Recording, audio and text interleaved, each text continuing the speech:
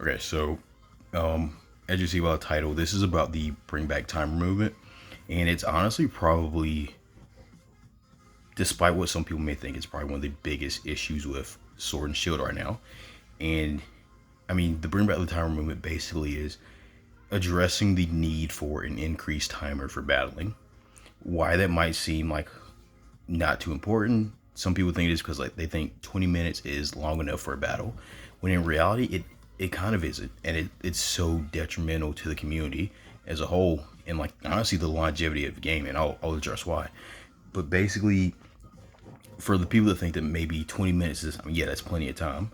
This 20 minutes factors in like dynamaxing, animations, all that stuff. So it's not really a true 20 minutes of like 20 minutes of just you and your thoughts. And like, even, I mean, for VGC people, they even say it's an issue, but it's definitely something that kind of hurts people that play singles, like myself. I mean, I've been playing competitively for like the last maybe like 7 years or so, and it's just back in XY or as we had like 60-minute timer, and now it got reduced down to 20 minutes, which like I said, it's honestly not enough. And it's the reason why I say it's detrimental is because like if you're, I mean, I think everybody's noticed this is probably the least competitive gen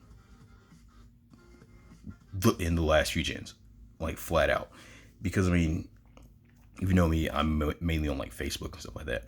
And before like XY or as, those were times when like almost every other post was something battle related, something competitive related. But now it's turned into Facebook is kind of just dominated by giveaways, and it's just dex completions, shinies, and stuff like that.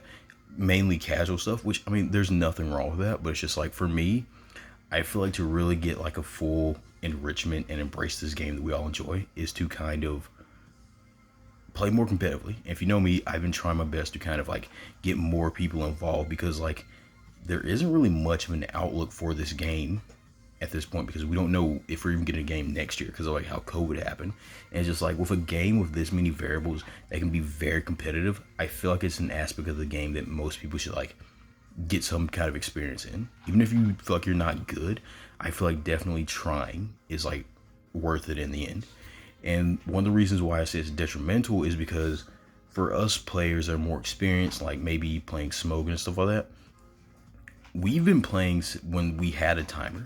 As soon as we saw that the timer was dropped, we weren't playing on Swish anymore. Even though most of us own the games, we just stayed on Showdown because we know that we can actually get a quality battle. But it's detrimental in the fact that like newer players don't really have people to teach them. If nobody's playing singles and actually playing competently and playing well enough to be able to be a good source for people, it's hard. And like a lot of newer players, they don't really feel comfortable playing on Showdown for whatever reason is. And I can respect that, because they want to play on the game that they actually paid for.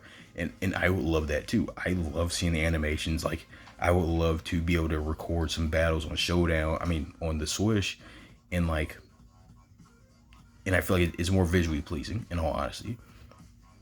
And like, I mean, they used to have like the replay system. I don't even know if we even have that anymore, because like I said, I'm so out of touch with playing on the Swish, because it's just for me and like other players I know that have played singles for a long time, it's not a very competitive atmosphere. I mean, playing on the like Sword and Shield has always kind of been like a little behind like playing on Showdown, but like at this point it's really bad. Like it's just, like I said, because no one is playing, it's like it really makes it even worse. And it's just detrimental, because like nobody has anyone to actually teach them, because all the people that are experienced, like I said before, they're not playing.